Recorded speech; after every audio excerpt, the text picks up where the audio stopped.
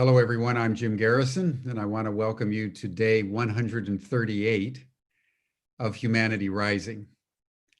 Humanity Rising is an initiative of Ubiquity University and now over 350 partnering organizations from all over the world that have come together through this extraordinary pandemic that is challenging the human race in unprecedented ways, so that we could provide a daily opportunity, a common ground, if you were, for people all over the world to come together to share their experiences, their aspirations, and how we can work together more effectively to make sure that we bring about a more abundant and resilient and sustainable world. Each day we brought you the news of the day as it's transpired, mostly around the pandemic, but also politics. We want to report today that once again, the United States has set a new record of 157,000 new cases, up from 148,000 yesterday, of COVID cases in the last 24 hours. Every state in the union, with the exception of Louisiana, apparently, is basically got hospital beds that are completely full. Hospitals now are beginning to do triage. Normal procedures and operations are starting to be put on hold as the intensive care units are completely full.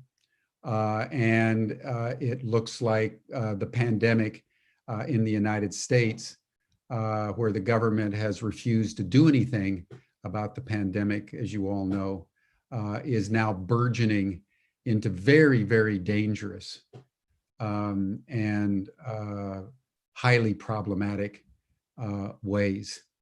So it's worth noting that one country in the world is basically spinning out of control when it comes to the pandemic. And the new president won't be installed till January 20th, but the current president hasn't even spoken about the pandemic in the last 10 days to 2 weeks as the situation continues to deteriorate. One of the effects of the pandemic has been to shatter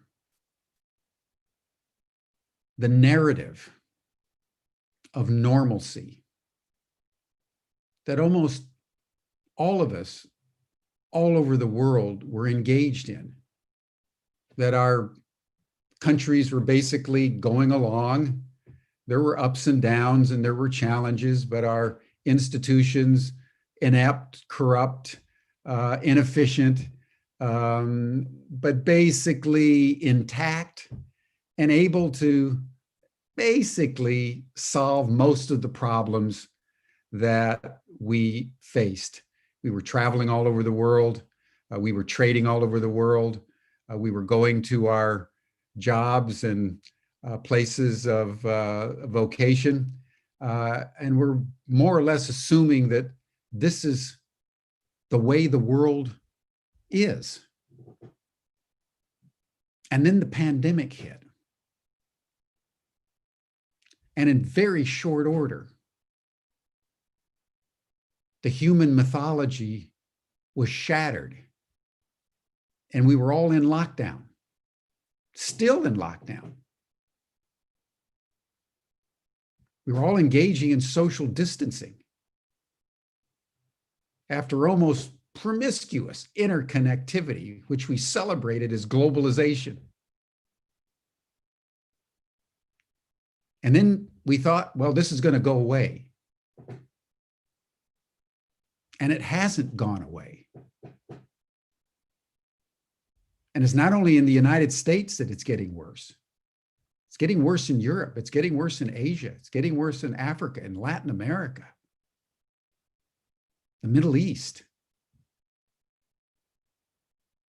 This little coronavirus is proving itself to be extremely versatile, adaptive, highly intelligent, and really persistent.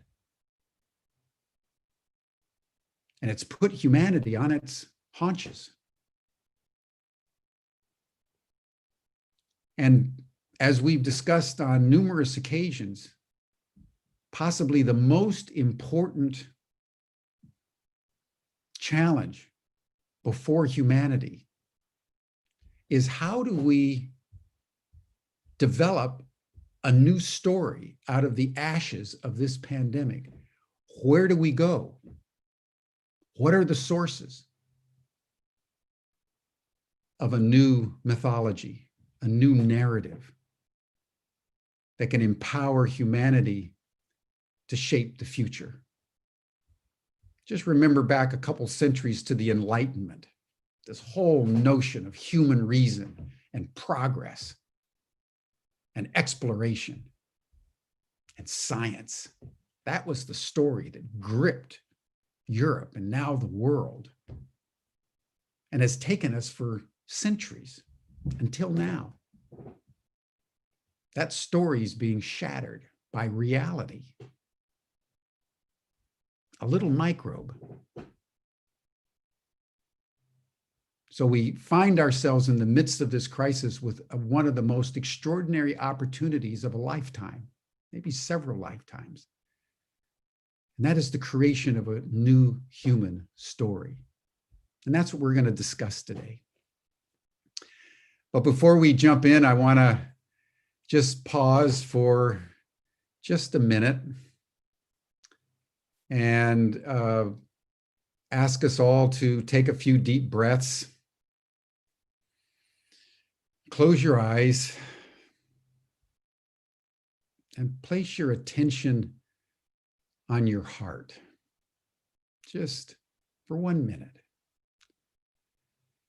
Listen to your heartbeat in a spirit of gratitude that you are alive at this extraordinary moment.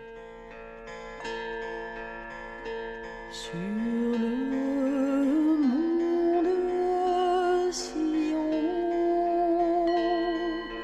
j'ai su bonne nouvelle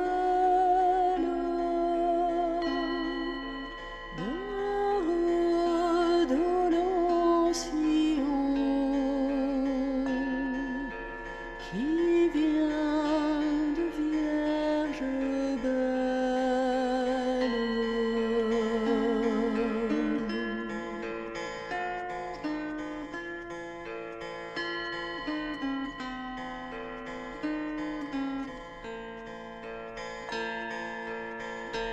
Par un ange, j'ai su une très grande chose. Cette Vierge a conçu la belle blanche rose.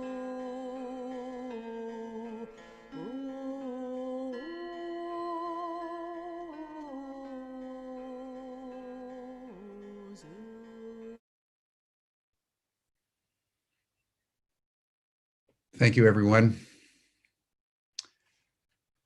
Now, with an open heart, I want to invite our panelists to open their videos, and we'll commence our program on the new physics and the new cosmology that is being developed by scientists all over the world.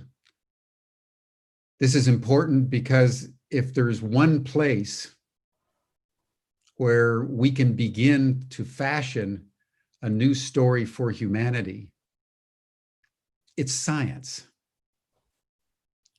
It's not religion, because people disagree about religion fiercely. It's not culture, because all human cultures are very diverse. Science is the one discipline worldwide that has a common tradition and logic and procedure. And so what we want to do today is explore with four people who know a lot about cosmology and the new physics, what is the most profound and meaningful to them that's emerging out of all this research and discovery, which will be our first round of dialogue. And then we'll move into the implications of this in terms of fashioning a new story for humanity. Jude Curvon, you all know, she's been on our session several times.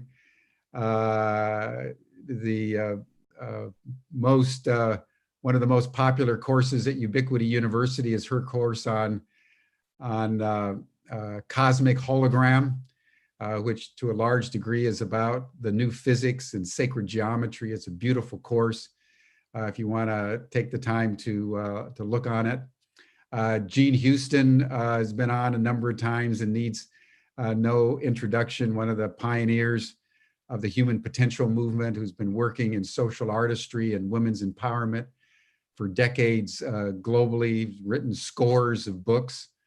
But her latest book is a novel with Anilos Smitsman, who's also joining us, looking at the implications of the new physics and new cosmology for human affairs. Anilos, like Gene, is dynamically active in consulting and organizational development and evolutionary theory and women's empowerment and the emergence of new forms of learning and epistemology. Richard Bloom is a scientist and a fellow at Irvin Laszlo's New Paradigm Research Institute. So Jude and Gene and Anilos and Richard, welcome. And Gene, I think we'll start with you and just speak to us about your understanding of the new physics and cosmology and what aspects of the emerging research you're finding the most exciting and the most compelling. And then we'll hear from Jude and then Anilos and then Richard. Gene. Thank you so much and welcome everybody. I'm thrilled to be in the midst of all of you, the panel members, many of whom I know and have known for years, and all of you out there who are searching for the meaning of this extraordinary time, truly. The one thing I'd say just up in front is be not afraid. You were made for these times. You were made for these times, and these times have occurred before. I think of the breakdown of culture, the coming of the Great Plague, you know, in the 14th century, 13th and 14th century. Half of Europe died. All of the old norms gave way. There was a breakthrough of the Renaissance, the rinascita, the rebirth of culture, of civilization, of new ways of thinking and being.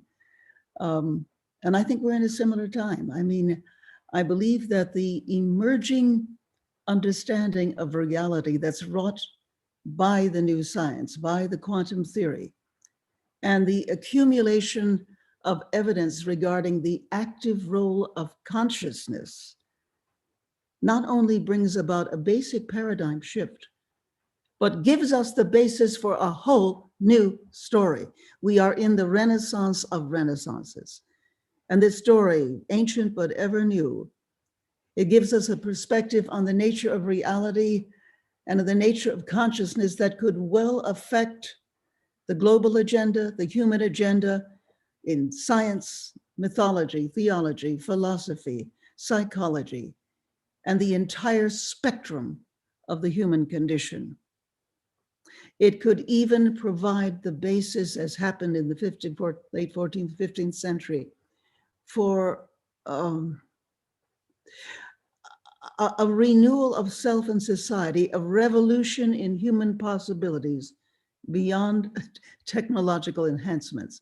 Now, one of the things it tells us is that our universe is a cosmic living being with an outer body. As our space-time world and our human envelope also shares on this. And also there's an inner cosmic mind in which we can live and move and have our being and grow to a whole new order of being human, what I would even call a new speciation, a new speciation.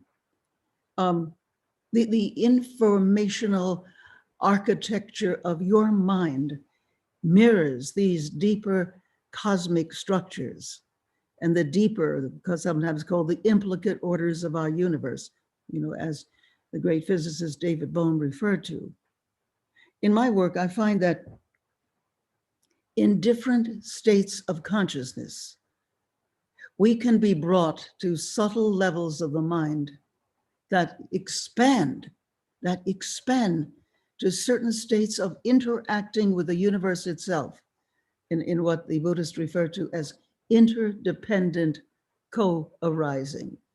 Now, many of you on this call are familiar with these states: meditation, contemplation, rapture, ecstasy, loving, trance, high creativity, and all the varieties of altered states of consciousness, because in these one gains access to dynamic levels of mind that have an unbounded field of awareness of the unified field of consciousness. And what I have found in my research with so many people is that the self within its unbounded nature is in some sense identical to cosmic mind, and therefore has many, many more capacities than the ones operating in local consciousness. Suddenly, we have been expanding. I mean, the deepest values, the deepest purposes, the deepest patterns for life, the richest potential codings for existence itself are available. And so within the level of creative patterns, these patterns, not unlike the Platonic forms, what Plato referred to as the eidos, the divine ideas, potent with unfolding of a non-ending agenda of co-creativity, you do there find the great ideas, the divine eidos. The innovation, the innovative action can be manifest in the space-time continuum. So yes, you out there, meditators, mystics, high creative folk, you wouldn't be on this call unless I think you already saw these cosmic connections, these potential entry points into the larger universe.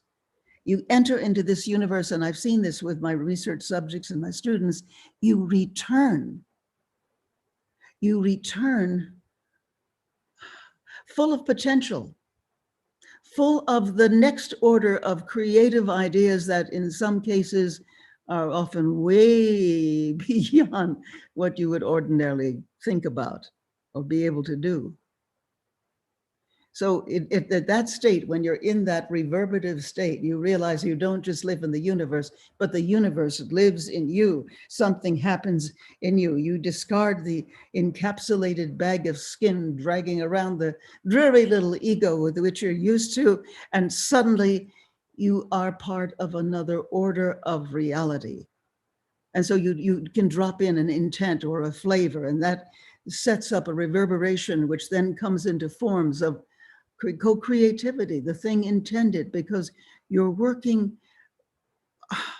with another presencing, you're working with the quantum field, which you may perceive as revelations from a source or cosmic consciousness. Now, the extraordinary part is that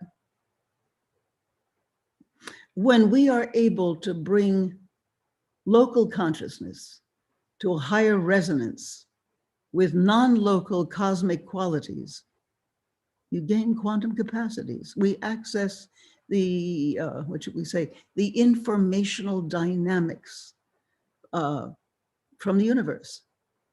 In other words, we gain access to the infinite knowledge base that the universe holds.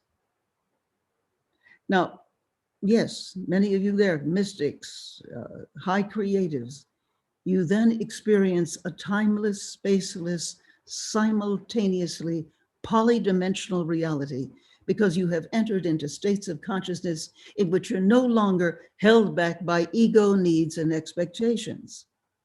Thus you, the mystic, the high creative, or the one given to the practice of deeper states of consciousness, has at your command the selection, that's kind of radical, but I'll say it, the selection for whatever reality you choose from the myriad ones which you now perceive. Your mind enters union with the great matrix mind that transcends all space-time categories and includes them as well as all of the worlds. And thus in these states, we're engaging a non-local realm of consciousness that is beyond our local space-time realities, that is consonant with our deep mind, our creative unconscious from which everything arises. Yes, this is often a spiritual experience, a cosmic connection. It's a quantum experience of what is, I think, referred to in the cosmic drama as a simultaneousness of the superposition of all possible states and possibilities.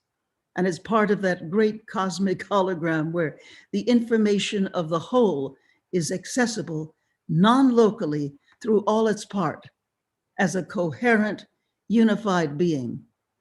And you know, I've learned so much from my dear friend Jude, that because by understanding the holographic principles of the nature of reality, we start to see how the informational content of our universe is also distributed, stored non-locally in a kind of self-generative, self-replicating manner as fractal potentials. We download these from the universe, these fractal aspects. The microcosmos in ourselves is literally lies within a macrocosmos.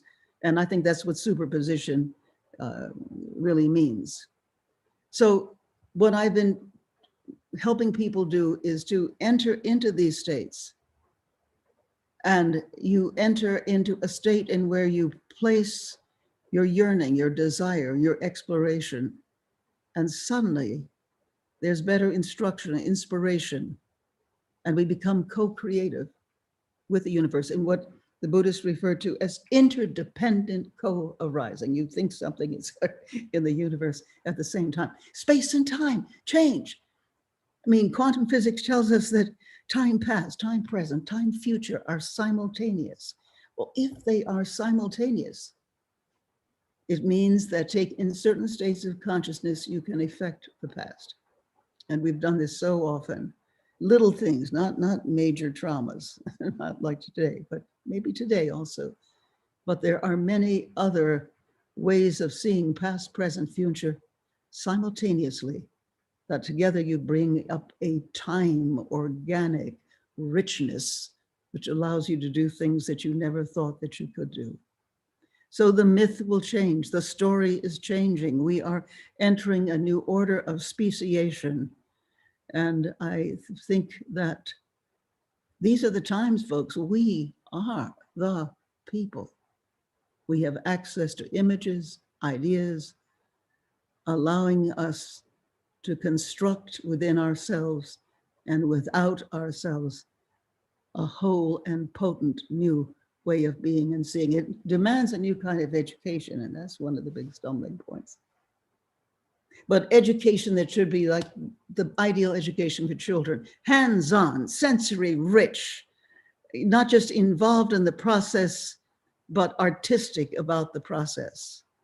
The superimposition with the cosmos, partnering your desire to the vast library of possibilities, probably brought in from all of the universe that is that's available. What is fascinating is that the story has changed. The story has changed. The story is changing. Thank you. Thank you, Jean. I'd like to circle back about the implications on learning and education, given Ubiquity University and the fact that that's what we're 100% focused on. But we can have that discussion later in the program. Jude, what about the new cosmology and the new physics do you find the most compelling, the most important for us to take note of? Thanks, Jim, and thanks, Jean, for that wonderful, inspiring, empowering way of telling and sharing this new story. I'm excited because I've experienced the world as it's now been revealed, rather than what mainstream science has told us has been the world for a long time. Mainstream science has told us that the world is merely material, it's innately separate, made up of separate things, it's the only realm, and that somehow, over a 13.8 billion year of accidental evolutionary processes, somehow mind arises from our brain. And what's so joyous for me is that that's now been completely turned 180 degrees into a much grander, deeper, truth-based fundamental framework for the whole of reality, which is integrating with universal spiritualities and indigenous teachings and transcending into what I'm calling a cosmology of consciousness, a science of love, because it seems to me that our beliefs drive our behaviors. So if we buy into a world of separation and materiality, that's how we behave. And those behaviors have brought us essentially to the edge of catastrophe, both in terms of our relationships with ourselves, our relationships with each other, our relationships with our planetary home, and our relationships with the wider cosmos. So I'm so excited because at this very moment, we are in need of a new story. One is emerging. And as Jean so beautifully said, it's emerging both as emerging as a theoretical framework, but it's also being supported by evidence at all scales of existence and numerous fields of research way beyond physics and cosmology and chemistry and meteorology. It's showing the foundations in biology and in human behaviors and systems everywhere, everything. And as Jean said, we find these fractal patterns of meaningful information as inherently pervading all that we call reality. And what it's showing us is our universe exists and evolves as a unified, non-locally connected entity. It doesn't just exist and evolve in that way. It has such a profound evolutionary impulse. It began in its most simplest of forms, not in the applied chaos of a big bang, which wasn't big and it wasn't a bang, it was minute, but it was ordered. It was intentional, it was purposeful, it was meaningful. And the first moment instead of a big breath. So we're finding these ancient understandings now being reimagined and reappreciated and expanded still further by this emergent whole world view of, literally as Jean said, a cosmic hologram, a multi-dimensional cosmic hologram, and where mind and consciousness are not something we have. Sorry, they're not something we have. They literally are what we and the whole world are.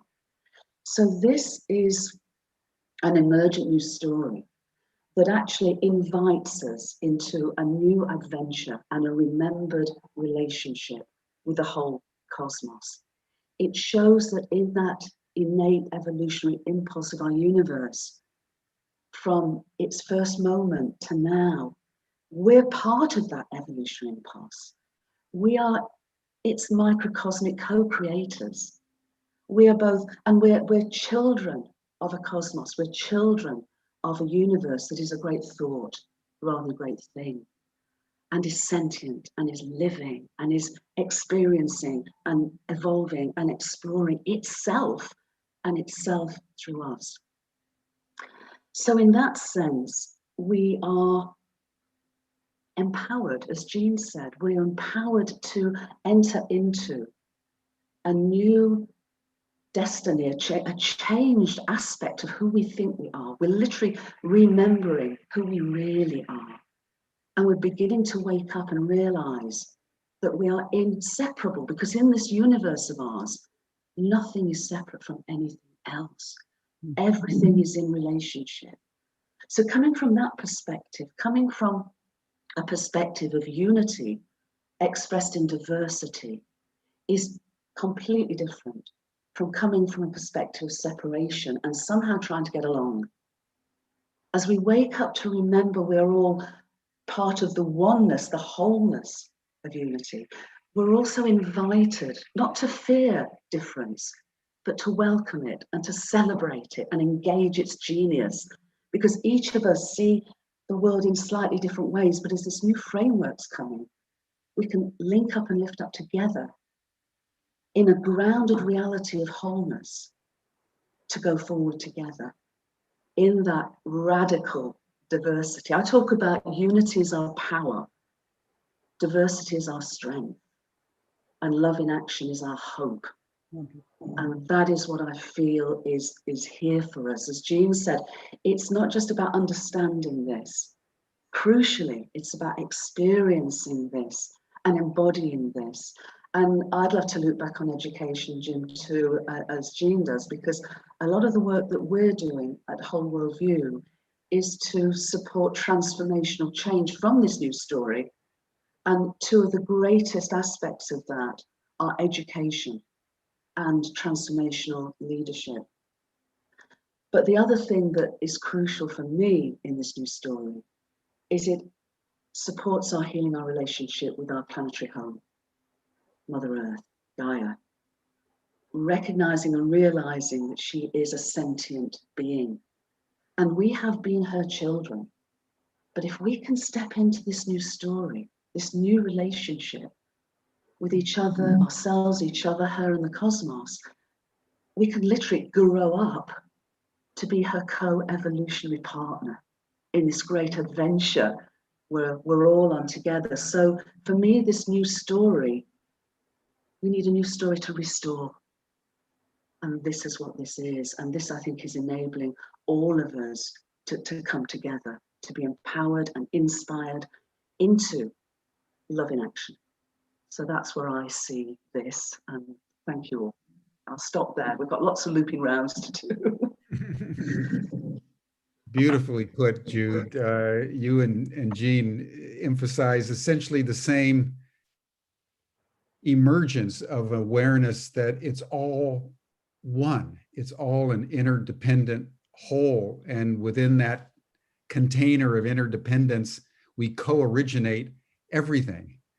And therefore the micro and the macro and the tiniest little quark and the biggest super galaxy are all exchanging information all the time in a perpetual process of learning. I mean, it's the most extraordinary thing. And I think, you know, you hit the nail right on the head. It's about understanding that oneness, which in some ways is the Copernican revolution of our time. Mm-hmm. Moving from duality and materiality to oneness and life, that it's a living thing that we're in, and that we are graced. You know, your point, Jean, right at the beginning, we're all graced to be here, ladies and gentlemen. This may be the most interesting moment in all of human history, where everything is at stake. Everything is being shattered.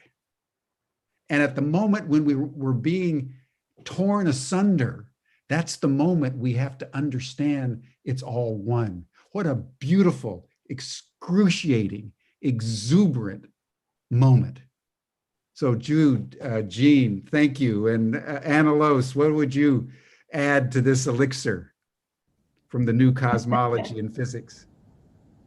Thank you so much. Thank you, Jim. Thank you so much, Jean and Jude. And I almost feel like being in silence with you all, because you know, what Jean and Jude just shared, it's so profound and it's so complete and so whole within itself that it almost feels like the story of the listening. But I'll share a little bit for me, and it builds on what everyone here has already shared. It was first is the primacy of consciousness itself. Now that is very important and very, very profound. And then it's the understanding of information itself. And I feel this is where the cosmology and the new physics, but as Jude was saying, also the evolutionary system sciences, and if you're looking also at the living systems, then there's a whole new understanding of what do we actually mean by information. And that isn't necessarily the information that we have on our mobile phones or just information in terms of what we are reading. But if you really get that within this, the play of consciousness itself, we have the infinite realms and we have finite realities. But those finite realities, if you're feeling that that is taking place within the deeper embedding of the infinite, then you don't have to escape or go away from the finite realities in order to tap into the infinite. And if you can see in a lot of the kind of old paradigm and old story, it was always, if you want to get in touch with your spirit or you want to have a mystical experience, you have to transcend and you have to go out.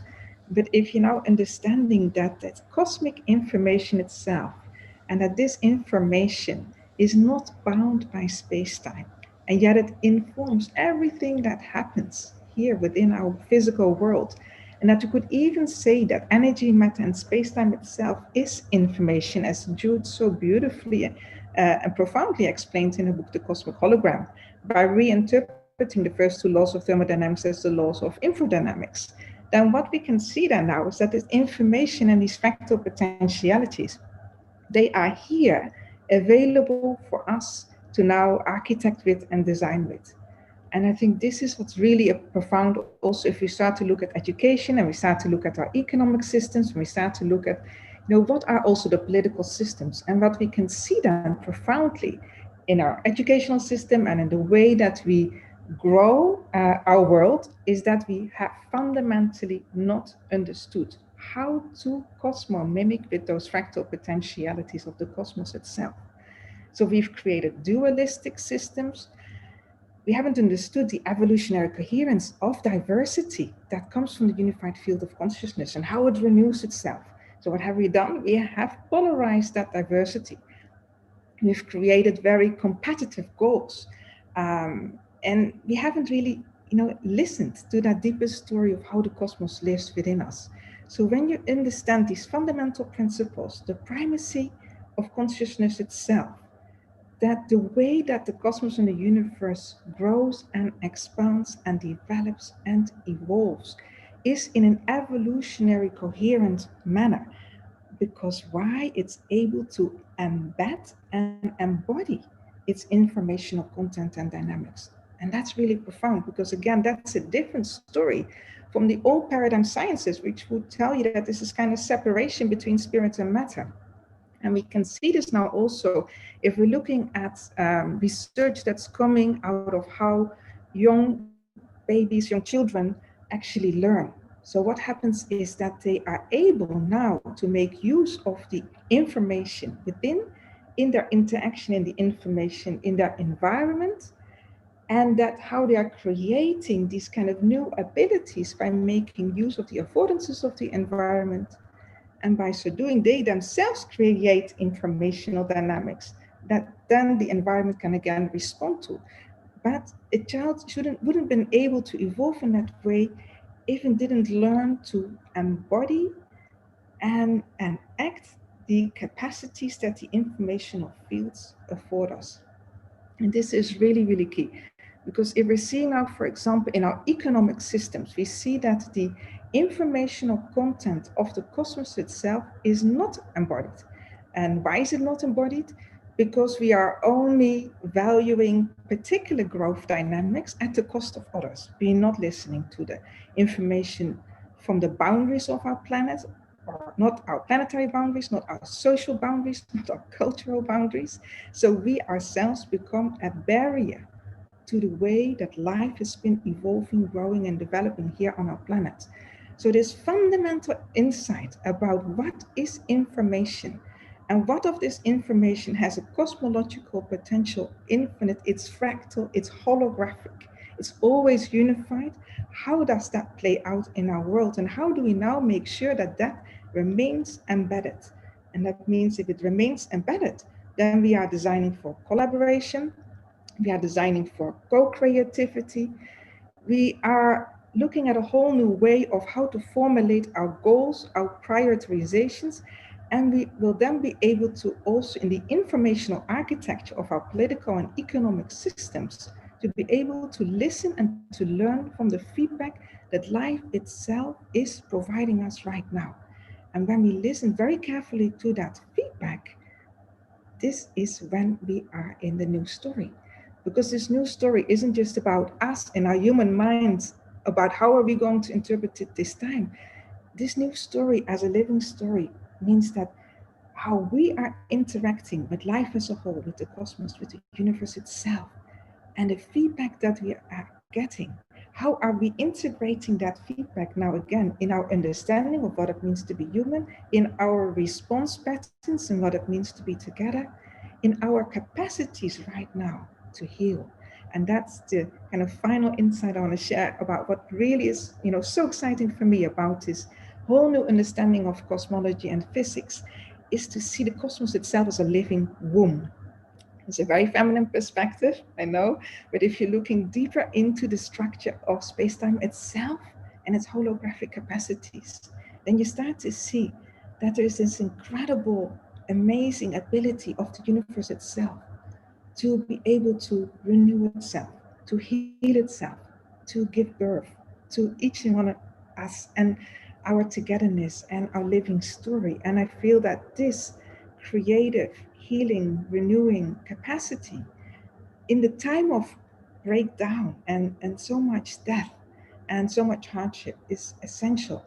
And if we can feel that, we can tap into that right now, and we can see that as the future that's reaching into us right now, because this future is alive, and how it inspires us, how it gives us strength, how it brings us together in this time, then we start to also have a whole new understanding from this cosmic perspective of time itself, that the future is really the imaginal capacity of the cosmos and how that lives in us, so that we can start to see that these new ideas we're having, these new visions, this deeper impulse, that is really the creative agency of the universe itself, of how this future lives in each and every one of us, and that it wants us to be able to evolve, and to evolve also in more loving, caring ways. So that's kind of the other aspect about the new story, that we don't always have to go through breakthrough by breaking down. We don't have to go for suffering first and so much pain in order to gain new insights. There's also a way in which we can be engaged and catalyzed through joy, through wonder, through love, through appreciation. And it's an amazing time right now, despite all the hardships, to be living into those deeper questions together. So thank you. Ooh, Annalos, that was brilliant. Thank you, thank you, thank you. The primacy of consciousness. That's what emerges when you take seriously what Jean and Jude said about a cosmic hologram sharing information perpetually, eternally. I've been studying Nassim Haramein, and that you go down all the way down to those little Planck entities, 10 to the 43rd of a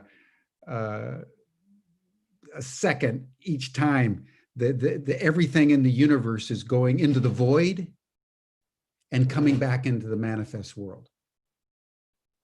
So we're going into the invisible world and coming back into the visible world every 10 to the 43rd degrees of a second. And as we go into the void, he says, we share information with the entire universe. And when we come back into me, whatever our material world is, we process that, and then what we then send back, what our little microcosm is contributing. And that, he says, is the phenomenon of consciousness. That consciousness is not an epiphenomenon of the brain. And your exposition, Anilos, was brilliant to that point. So just thank you. Thank you. It's all alive. You know, the chair you're sitting on right now, ladies and gentlemen, the window pane, the bird, the bees, the trees, your fingernail, the stones, everything is pulsing with a unitary information exchange and a permeation of consciousness that, as Anilos is saying, is curious and inquisitive and wants to grow. And I think one of the great questions, everyone, given what Anilos just said, is why are we seeming so intent on suffering all the time? To learn all this. What is it about us humans that we go kicking and screaming into the obvious? That's just worth pondering as we contemplate these matters. But now let's turn to Richard. Richard, what do you want to add to this conversation? Well, first of all, thank you, Jim. And thank you, Jean and Jude and Anilos. I've been feeling very inspired by what each of you has said today. Every culture has a story. They have a creation myth. And sometimes that creation myth is religious-based. In more primitive cultures, it was perhaps based in nature. But whatever the creation myth is, it serves as the basis for the culture. It serves as the basis for the story. It kind of directs the purpose of what life is. Today, to a large extent, the creation myth that most people live in, or should I say many people, is this creation myth provided by science.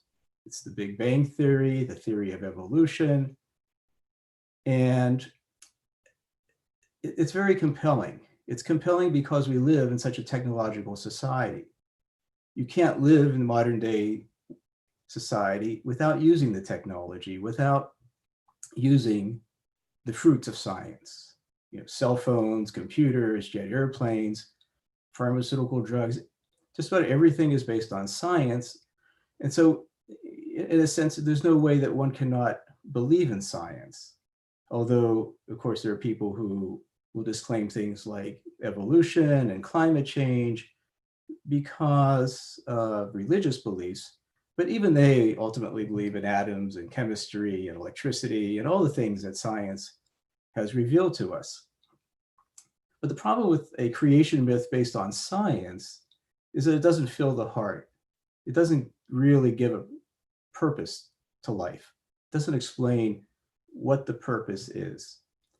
And so what I feel is needed is a creation myth story which combines a spiritual viewpoint with scientific understanding. And it's much the same work that Jude is doing and Ervin Laszlo has done.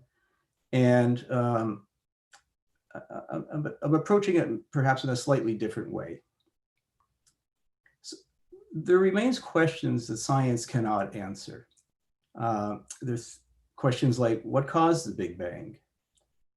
They can't explain yet the mystery as to how to reconcile quantum mechanics and general relativity. The hard problem exists regarding consciousness. How does the brain, which most scientists would say is the generator of consciousness, how does it create consciousness? There's no good scientific explanation there. And science also cannot explain what the mystical experience is. They can try to categorize it as just a psychological experience or some functioning of the brain, but they can't really explain how that experience has been the basis of religions throughout all of mankind's history. All religions are based upon a mystical experience. And so what I'm been involved with, my focus has been to try to create a new cosmology which blends an existing spiritual cosmology with today's science.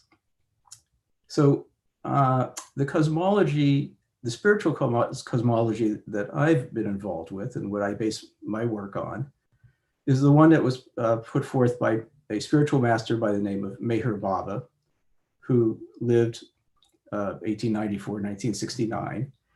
And his cosmology uses, it's a spiritually based cosmology, but he uses a lot of scientific terminology and principles like evolution and consciousness and aspects, psychological aspects of the mind, in order to give a spiritual explanation and a spiritual cosmology. So what I've been working on is taking that basis and extending it to science. So what the basis is that there's the ultimate reality. Some call it God, some call it infinite love, nirvana, many different names throughout the times. It is described as infinite existence. It's described as a state of absolute unified oneness in which there is no other things existing. There are no objects. There is nothing separate from this unified state. There is no matter. There is no energy.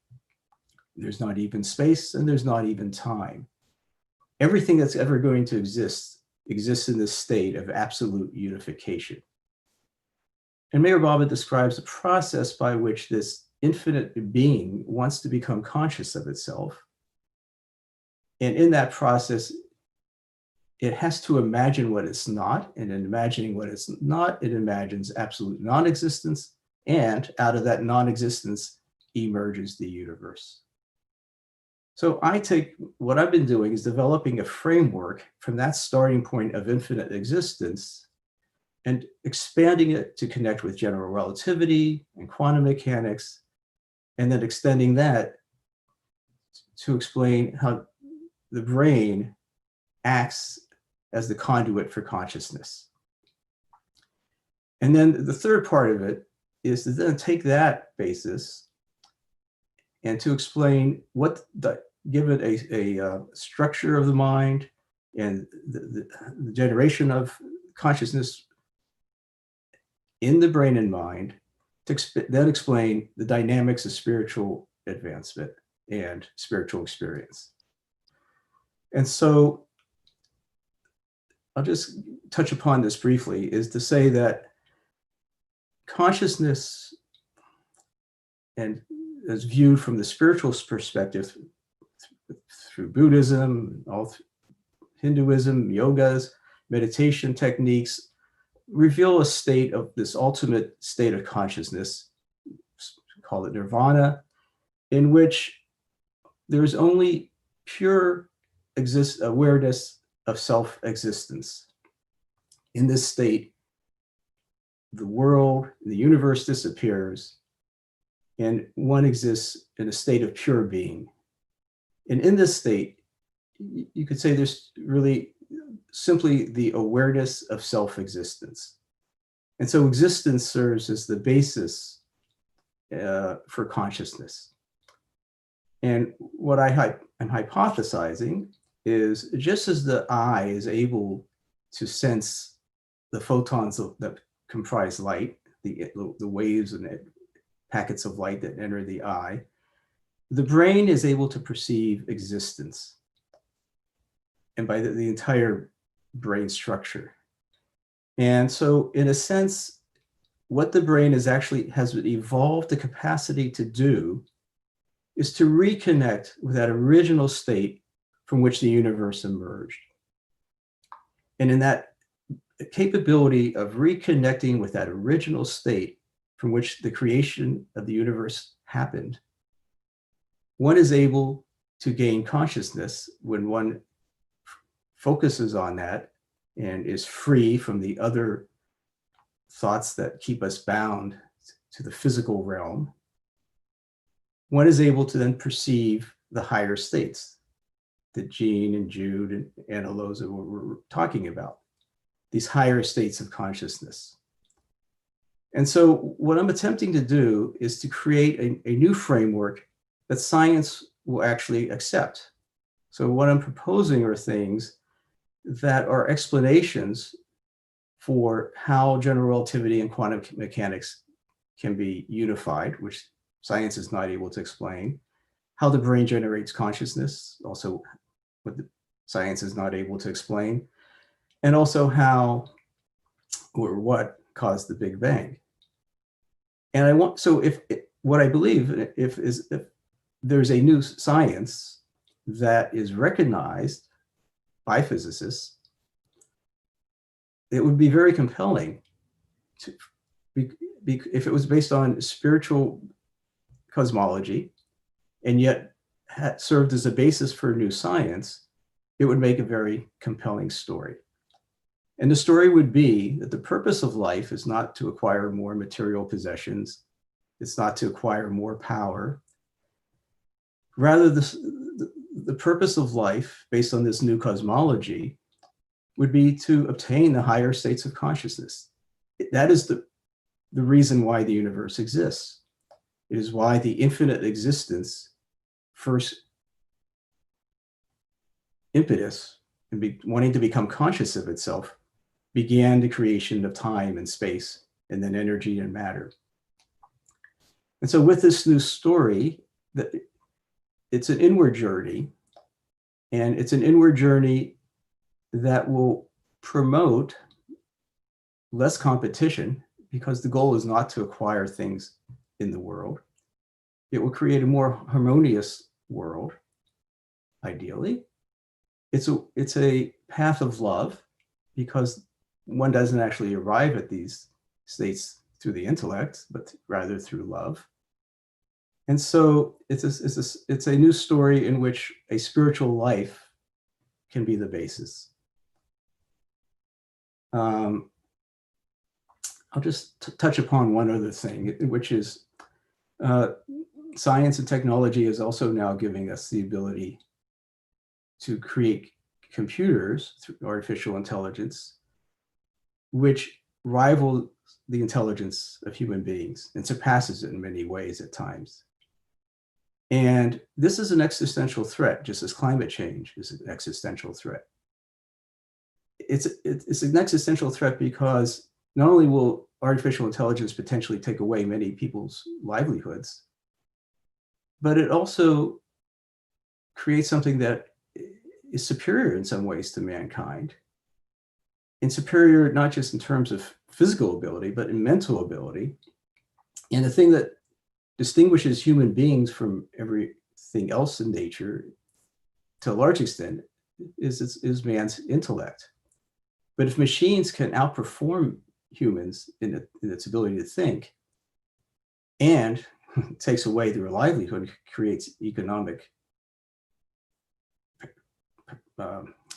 major problems, it poses an existential threat. What good are human beings? And the answer is, if we see our brains just as a more sophisticated computer, nothing else, it really challenges humans as to what the purpose of life is. With a new story, a new framework based on a new cosmology in which the goal of life is to gain higher states of consciousness. And if it's not, which I believe not possible for machines to do, it shifts the focus of human endeavor on this inward path and less on this outward path. And what I think, on one hand, artificial intelligence will free man from having to, and free humans from having to use their logic and reasoning, and rather open up a new age of intuition. And just getting back to Meher Baba, who back in the 40s spoke about the rising of a new humanity, and a new humanity which would be based no longer on reason, but on intuition, one in which there'll be tremendous creativity, and in which spiritual experience and spiritual advancement will be available to all, not to just the few mystics, but all of humanity will have that possibility. So I'll leave it at that. I thank you. And we'll go on. Thank you, Richard. We don't want to focus on it today because we're focused on the new story. But the last point you made about artificial intelligence is, I think, worth underscoring in the following way. And we're preparing several programs on this, everyone. So I just want to flag it. If you've read Yuval Harari's book, Sapiens, or Homo Deus, or 21 Lessons of the 21st Century, probably the most massively best-selling books of our time describing the species Homo sapiens. He says that the most momentous event in all of human history is artificial intelligence. When human beings took intelligence, which up to this generation has been embedded in biology. Think about this. Intelligence has been embedded in biology, and we put it into machines.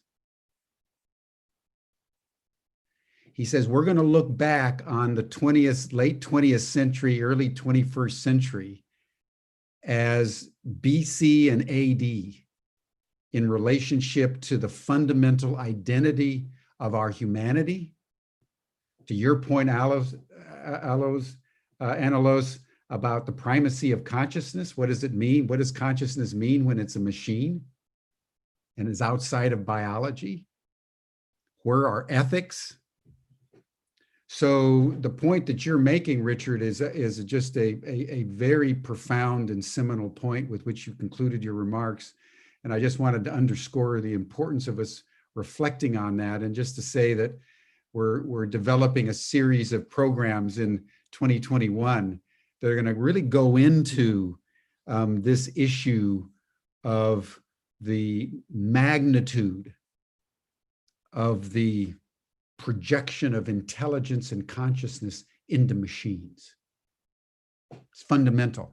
It's one of the great watersheds and milestones of the human journey. But we want to, with this conversation, focus on the new story. And I'd like to start with Jean and Anelos, because you've been writing a book that has been all about this. So I'd like maybe starting with you, Anelos, just to tell us from the writings that you're doing together on the future human, if you had to begin to craft the contours of the new story for humanity, you know, the equivalent of the Garden of Eden story for humanity, our cosmogenesis, the anthropogenesis story that contains the future we know is possible, what would you say? What's the storyline that you would put forth? Thank you. And it's been so much fun for Jean and I to be, writing this, because we're actually living the story as we're writing. We're listening ourselves to that. And the main character in this story is a woman that we've called her Rose, and she almost dies of COVID-19. And it's actually, as she is almost dying, that in that moment, life itself and the future comes towards her and shows her also where that real healing possibility is, and takes her into that cosmological perspective that we've all been exploring here, so that she starts to understand that time all simultaneous. And then she starts to see that the power of choice. So in this emerging story, what we then also seeing is that the states of consciousness that Dean was talking about before, the states of consciousness that we need to enter into in order to access our power of choice. And that when you access that power of choice with the cosmos, not as separate, but with the cosmos. So it's you and the cosmos and the universe and life itself and our future and our species, can you imagine, and the collective intelligence and deeply who you are as a person. So all of that power of choice, aligning and cohering in that moment is when we give birth to these new future patterns. And we're not, when we're saying new future patterns, that we're not accessing that as if there's time being rolled out and it's tomorrow. No, it's the future now. It's right here. And what we're seeing then also again is that capacity to access this deepest creative, innovative, imaginal capacity in the midst of major challenges, but that we can go straight to that activation, through that joy, through that love, through that beauty. And this is what we've really been exploring as kind of the new mythos and also the new hero and heroine kind of structure that we're seeing as an emerging story, and how that it really is about that understanding of our collective and the cosmic human here and now in the flesh. So it's like, and the fun also. And as Jean always adds so well, the humor, the playfulness. So with that, I'll let her go, Jean add to that. Well, in listening to all of you, to you, Annalise and I have never met in person, but since March, every day we're on the phone together for 2 to 6 hours writing this book, and it has been a revelation to me. Jim, I sent you a note that as I listened to Richard Blum, I was inspired by a new myth. Can I tell it? Because it relates to everything we're doing. With pleasure. It'll We just take need a new couple of myths.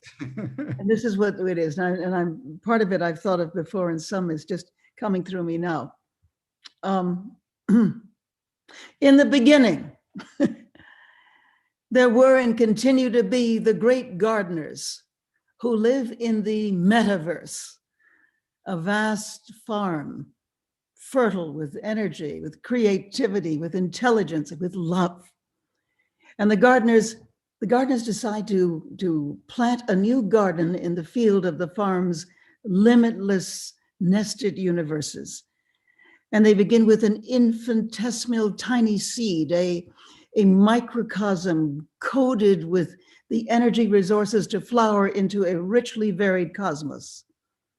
So potent is the ground, so ready is the seed, that once planted, it bursts its pod in an explosion of light and energy. And lo, in the infinitesimal seed, it sprouts into a great tree that holds in its branches 1 trillion galaxies, each blossoming with 100 billion or more stars. Whirlwinds of energy swirling through the branches coalesce into biosystems of planetary scale, each home to billions of organisms that balance each other in self-sustaining ecological webs. Nourishing each bud of the immense flowering is a great tree, which links every expression of the garden's unfolding in energetic resonance. Every bit, it happens in any part is known. It's instantaneous to the whole. And as the budding life forms of this biosphere complexify, the most advanced among them jump first into awareness of themselves, and then into awareness of the great gardeners who planted them. So the problems that arise, the problems that arise at each stage of their growth create opportunities for learning, experimentation, new expression, leading the advancing ones to deeper and more profound understanding of themselves and their world. And as this understanding grows, oh my, they develop ways to meet their physical needs with less and less expenditure of resources, so that more and more of their awareness becomes devoted to tending the garden of their consciousness and culture. And soon, of course, the winds of technology come along, and our cross-pollinating the flowers of many places and knowings. Well then, that's where we are now, venturing out to explore the worlds of the very large and the very small, first in their imaginations, and then through their technological advances, these adventurous ones come to discover the wonders of the cosmic tree, and they begin to understand that all life is engaged in the process of continuous creation, and that birth and growth and death and new birth are all expressions of energy and motion. They come to see that the cosmos, both within and without, is a living organism, a single unified garden, recreated in its entirety, moment by the love and the intelligence of the gardeners, which flows continuously through the great tree like nourishing sap. They discover further that along with the knowledge of the great tree comes a radical freedom. They know themselves to be free to make mistakes, to face evil, experience suffering, for suffering is the inevitable consequence of the great potential of their seated nature. And locked into a still maturing consciousness, yet over time, as their scope of vision widens, these beings evolve toward transcending their suffering. And as they do, they come to a more and more expansive understanding of who they are and what they yet may do and be. What they yet may do and be. And they join the gardeners in their great task of planning and planting cosmic gardens and nourishing them with their own intelligence and love. And so the cosmos continues to bloom. And that's my story, a story of cosmic yoga. We yoke ourselves back to remembering that, oh friends, we're made of the same stuff in the metaverse from which we emerged. This is why we all love Jean Houston. She's an incarnation of mythopoetic storytelling. She just rewrote Genesis. Well, So you should take that as a compliment, Richard.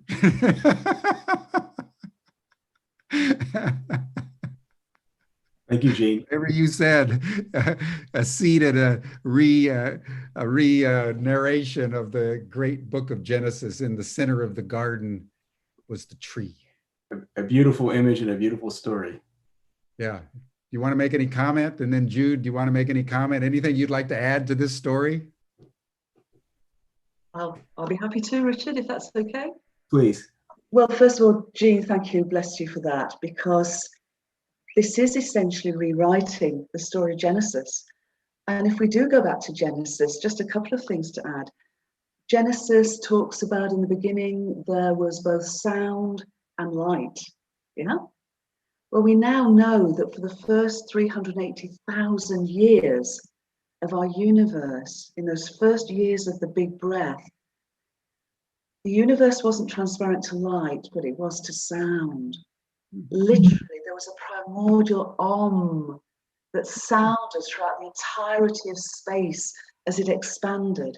And as this Om sounded, those notes, those resonant notes, ushered the first matter into what would become stars. And then 380,000 years later, when the universe was cool enough, it did become transparent. The Om completed, and then there was light. So we're literally remembering Genesis rewritten, reperceived. And as Jean, all of us are saying the same thing. Our universe is a sentient, intelligent, curious, explorational, adventurous, experiential thought in the infinite mind of the cosmos. And there's something I wanted to mention earlier and I didn't, which is this inner journey that we're all talking about, as well as the outer journey, because what this new framework of unified reality expressed in diversity is also showing us is these amazing multidimensional realms of access and non-local communications that is our inherent nature. So for me, this is part of our healing, and there's a lot in the chat room about healing, because we've dismembered our psyche through this myth of separation. We're literally remembering ourselves. And part of that remembering, it seems to me, is that we naturalize our communications and guidance with all the other amazing realms of intelligence that is part of this great multidimensional thought that we call our universe. And another of that is our supernormal superpowers, telepathy, precognitive abilities, far-sighting, and the simplest and yet perhaps one of the most profound are intuitive capacities. Just being able to be trust and open to our intuition and attend to synchronicities. I use those as my way showers because they always guide me to something, some wonder, some experience that again helps me to expand. And there's something Anna said or touched on that I'd love us to talk a little bit more if we can, is how transformational change in the world, potentially coming from this transformation of our worldview and healing of our worldview, also of its very nature integrates the masculine and feminine aspects and attributes of our human psyche. And Jean and I have talked often about the need for this and how the feminine is coming forward to reconsummate the sacred marriage with the masculine. So I'm hearing from Richard and others words that perhaps I'll reword into attune to and align with and resonate with. And those are very, and let's talk about the womb, creativity. For me, there are these wonderful feminine attributes that complement and integrate with the masculine. And it's when we do that that we truly have the opportunity to heal and change ourselves and the world. Beautifully put, Jude. Thank you so much. Let's Richard, did you want to make a quick comment? I just wanted to do one final round as we come to a close here, but I thought if you want to make a quick comment on the conversation so far. Yeah, so when Jean was giving us that beautiful vision of creation, it brought home to me again that scientific explanations in themselves tend to be dry, and it all needs to be cloaked in very human ways, artistic, colorful, human aspects. So that's what I'll add to that. I'd like to close us out with some reflections by each of you on, probably in my view, the most fundamental aspect of the original Genesis story that needs radical reworking. And that is in Genesis 3, when the Lord God said to Adam that he was to have dominion over the earth and over everything that walks and crawleth upon the land and the sea. That narrative has led to planetary collapse. And if there's a part of the Genesis story, just to use this particular mythology that just emerged from Jean as a foil for, in my view, whatever story we humans create for ourselves. I think, as June said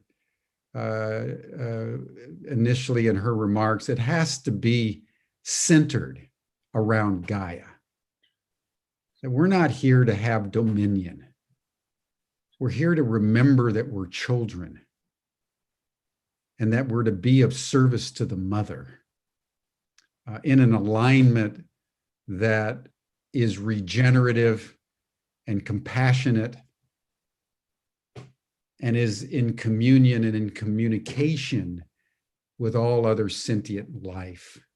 That feels to me to be at the heart of our new story.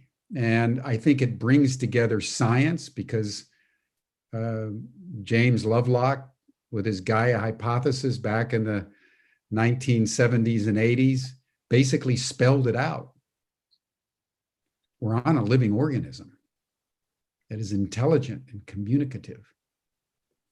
All the faculties we possess are given to us by Gaia because she possesses them in a pre-existent way, but very differently. And it also brings in the heart and the mythology of the body. As you have emphasized, Richard, that it's science alone isn't enough. The head is necessary, but not sufficient. There has to be a heart. And out of that, compassion emerges. So I'd love, starting in reverse order, I guess, starting with you, Richard, and then Analos, Jean and Jude, or Jude and Jean, to comment on Gaia as a central foundation for the new story. So, Jim, when you talked about dominion, what came to my mind is responsibility. So mankind may have great attributes that enables it to do miraculous things, but ultimately we also have responsibility to the maintenance of Gaia and to be acting in harmony with it and her. Analos?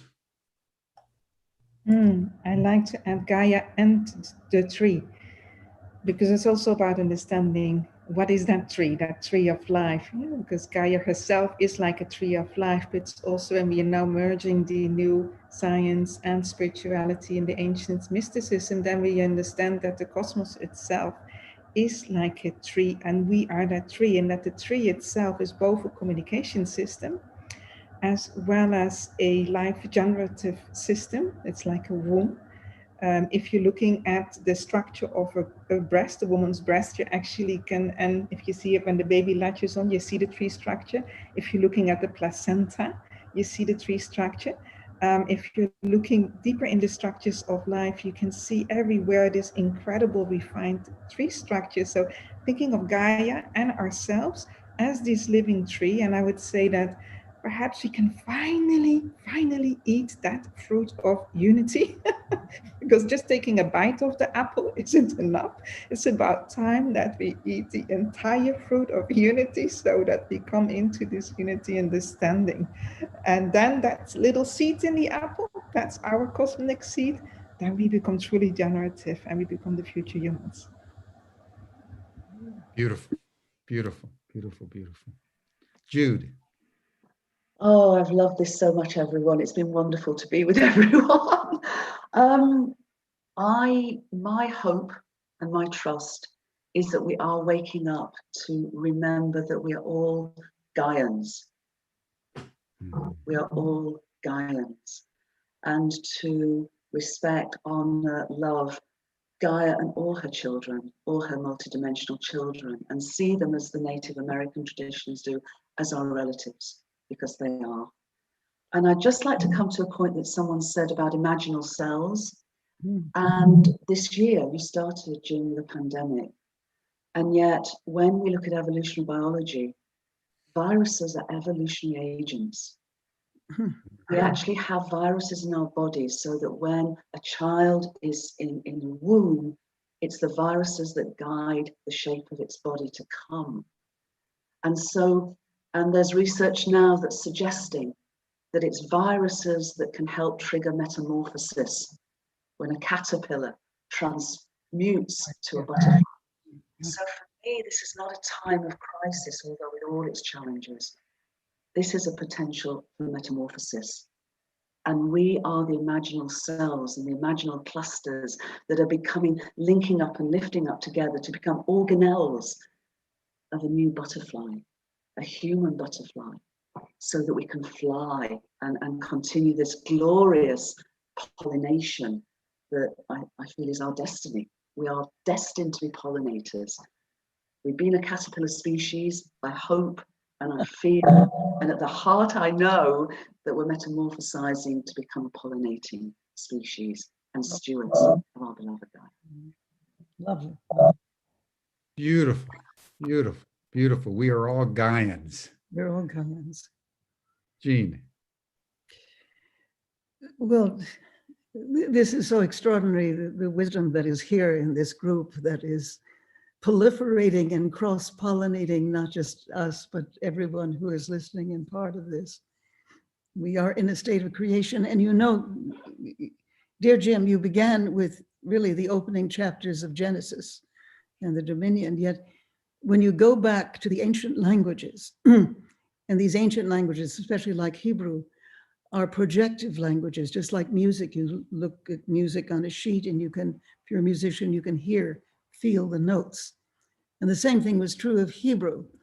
And the opening words of Genesis in Hebrew are Bershit bara Elohim. Bershit, patterns, and not so much in the beginning, but great archetypal patterns, bara, of creation. By the Elohim. Elohim. Now, as a projective language, Hebrew, each letter was sacred and filled with potency. Elohim, Aleph, Lamed, Hey, Yod, Mem. Allah, Aleph. Aleph is the great potentiated creation, Gaia's mindset of reality.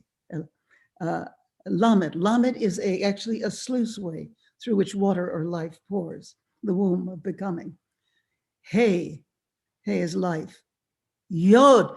Oh, Yod is the local incarnation of the Aleph in ourself, and Mem is the biosphere. Patterns of creation by the great creative ones who are bringing and sluicing from all over the cosmos new patterns of life into our space-time reality. Yes. And that's where I think we are. Beautiful, beautiful, beautiful. Oh, thank you so much. This has been scintillating at the deepest level of heart and the highest level of intellect. So I just, Richard, Jean, Annalos, and Jude, thank you very, very deeply for gracing us today. You know, and I think, Jude, your last comment about viruses being catalytic agents is worth holding, because we're feeling oppressed by the virus. We want it to go away. And if we would understand the virus as a messenger, a catalytic agent for our own redemption and metamorphosis, and we change the storyline around COVID-19 and understand it's the coronation. It could be the catalyst to the crowning achievement of humankind to finally, at last, embrace the unity of existence and come together as one with all being. And I think that's the tree of life. That's the new garden. And that's the challenge of all of us as we contemplate as profoundly as we can the meaning of the experiences that we're having. Because we're in a rite of passage that is so profound and potentiated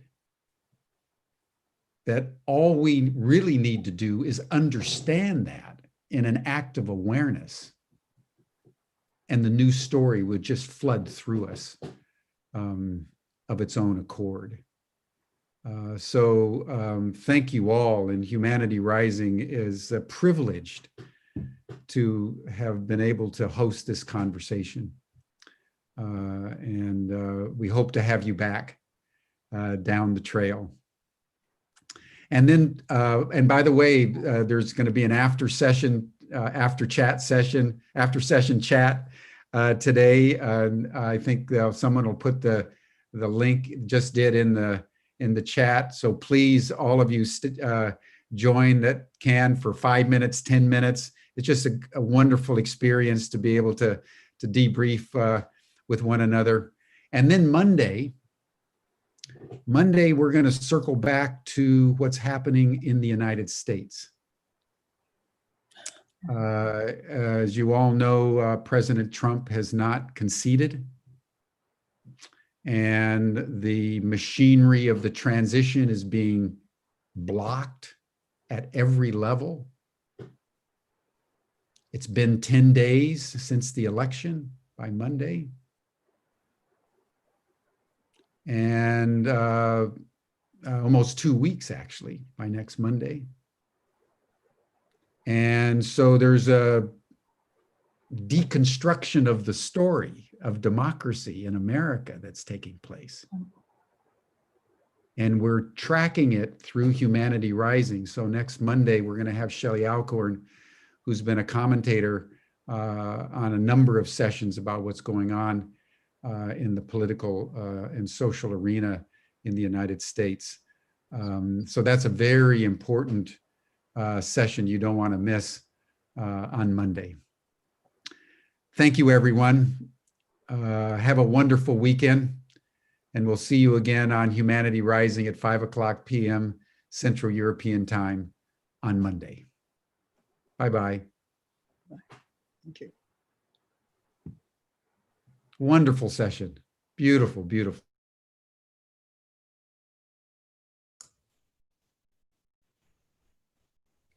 Thank you, Jim.